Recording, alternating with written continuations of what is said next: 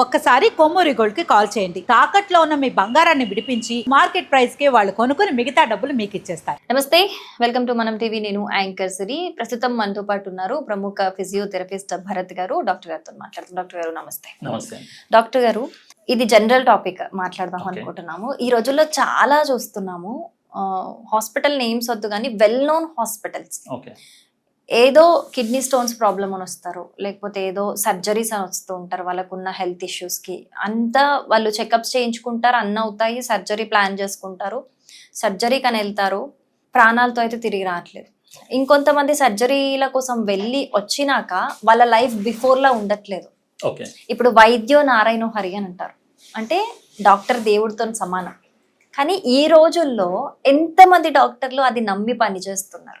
ఎందుకంటే చాలా మంది జీవితాలు పోతున్నాయి సర్జరీల లైఫ్ స్పాన్ లో. తర్వాత జీవితాలు పోతున్నాయి, కొంతమందికి ఆ జీవితం మిగిలిన్నా అందులో సుఖం ఉండట్లేదు, ఎప్పుడు ఏవో ఒక పెయిన్స్ ఉండడం కావచ్చు. ఇంకొంతమంది అయితే కంప్లీట్ గా ప్రాణం కూడా పోతుంది. అంటే ఒక ప్రాబ్లంతో హాస్పిటల్కి వెళ్తే తిరిగి మళ్ళీ ఇంటికి వస్తామా రామా అనే గ్యారంటీ కూడా ఈ రోజుల్లో ఉండట్లేదు. ఒక పేషెంట్ హాస్పిటల్కి ఎందుకు వస్తాడు? నాకు ఈ ప్రాబ్లం ఉంది, ఏది ఉన్నా డాక్టర్ చూసుకుంటాడు, డాక్టర్ ఏదైనా సరే నా అంటే ఇక ఆల్మోస్ట్ తన లైఫ్ ని డాక్టర్ చేతిలో పెట్టినట్టే అది. కానీ ఆ లైఫ్ తో నువ్వు తిరిగి వెళ్తాడా? హ్యాపీగా వెళ్తాడా? అసలు ఊపిరితోనే వెళ్తాడా? ఏం అర్థం కావట్లేదు ఈ రోజుల్లో. దీని మీద మీరేమంటారు? ఎంతమంది డాక్టర్స్ ఇప్పుడు నేను చెప్పినట్టు వైద్యో నారాయణో హరి అన్నట్టు జెన్యూన్ గా వర్క్ చేస్తున్నారు? ఈ రోజుల్లో చూసుకుంటే మీరు అన్నట్టుగా కొన్ని హాస్పిటల్స్ కానీ కొన్ని డాక్టర్లు కానీ కొద్దిగా కమర్షియల్గా ఉన్నారు. కొన్ని హాస్పిటల్స్ ఎట్లా అంటే లైక్ ల్యాక్ ఆఫ్ నాలెడ్జ్తో ఓపెన్ చేసుకొని ప్రాక్టీసులు చేస్తూ ఉన్నారు. కొందరు డాక్టర్లు వాళ్ళకి లైక్ డిగ్రీస్ లేకుండా ప్రాక్టీస్ చేసే డాక్టర్లు ఉన్నారు. వాళ్ళకి ఆ ఎడ్యుకేషన్ గురించి లైక్ ఆ సబ్జెక్ట్ గురించి తెలియకుండా ప్రాక్టీస్ చేసే డాక్టర్లు ఉన్నారు. సో అలాంటి కేసెస్లో కొన్ని కొందరు పేషెంట్స్ మాత్రం ఎఫెక్ట్ అవుతున్నారు. మీరు అన్నట్టు కొందరు ప్రాణాలు కూడా పోగొట్టుకుంటున్నారు. అండ్ ఇంకొన్ని కేసెస్లో ఇలా పేషెంట్స్ అఫెక్ట్ అవ్వడానికి రీజన్స్ పేషెంట్కి ఉన్న వేరే అదర్ ఇష్యూస్ అయి ఉండొచ్చు. లైక్ వేరే ఏవైనా హెల్త్ ఇష్యూస్ ఉండి ఈ పర్టికులర్ ట్రీట్మెంట్కి సపోర్ట్ చేయకపోవడం వల్ల కూడా పేషెంట్ లైక్ ప్రాణాలు లాస్ అయ్యే ఛాన్సెస్ ఉన్నాయి. ఇలా చాలా ఫ్యాక్టర్స్ ఉన్నాయి జనరల్లీ పేషెంట్స్ సఫర్ అవ్వడానికి. అయితే నేను ఫిజియోథెరపిస్ట్గా నా ప్రాక్టీస్లో నేను చూస్తుంది, నా ప్రాక్టీస్లో కొందరు డాక్టర్స్ చేసే మిస్టేక్స్ గురించి నేను షేర్ చేసుకుంటా. అదేంటంటే ఫర్ ఎగ్జాంపుల్ ఇప్పుడు పేషెంట్ ఒక క్లయింట్ ఉన్నారు, వాళ్ళకి ఏదో లిగమెంట్ ఇష్యూ లేకపోతే ఏదో మెనిస్కల్ ఇష్యూ లేదా ఏదైనా మజిల్ టెండాన్ ఇష్యూ ఏదో వచ్చింది, వాళ్ళకి ఏదో ఇంజరీ జరిగింది, వాళ్ళు సర్జరీ వరకు వెళ్ళినారు జనరల్గా చెప్పాలి అంటే.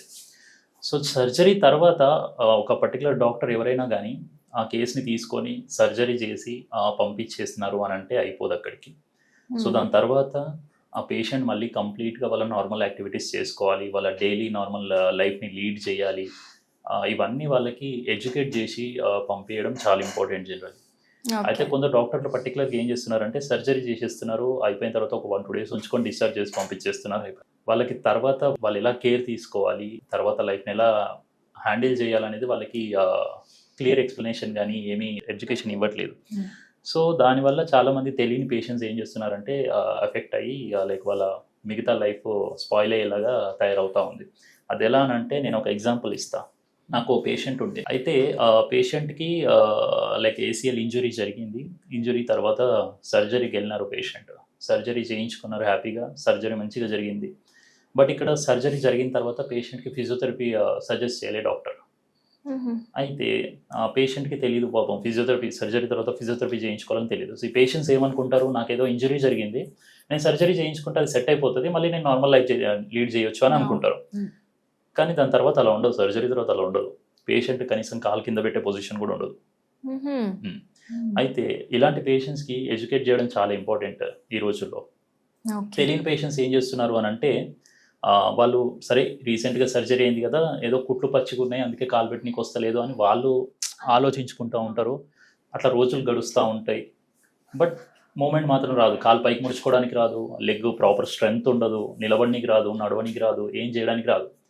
సో ఇలాంటి డాక్టర్లకు నేను ఏం చెప్తానంటే కంప్లీట్ కేర్ తీసుకోండి.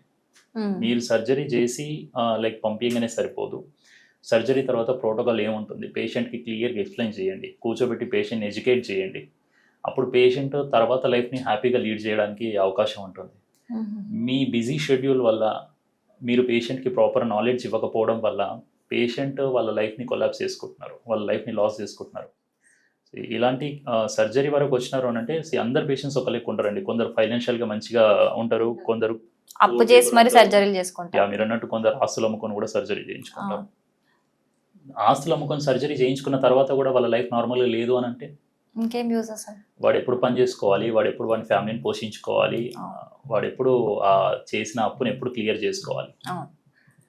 నేనేం చెప్తానంటే ఒక 5 to 10 minutes ఎవరైతే సర్జన్స్ ఉన్నారో, ఎవరైతే సర్జరీస్ చేస్తున్నారో టైం తీసుకొని ఈ పేషెంట్ ఎడ్యుకేట్ చేసి, నీకు సర్జరీ తర్వాత ఈ ప్రొసీజర్ ఉంటుంది, ఫిజియోథెరపీకి వెళ్తే నీకు కాలు వస్తుంది, స్ట్రెంగ్త్ పెరుగుతుంది, మళ్ళీ నీ నార్మల్ యాక్టివిటీస్ను మళ్ళీ చేసుకోవడానికి అవకాశం ఉంటుందని ఎడ్యుకేట్ చేసి పంపించండి.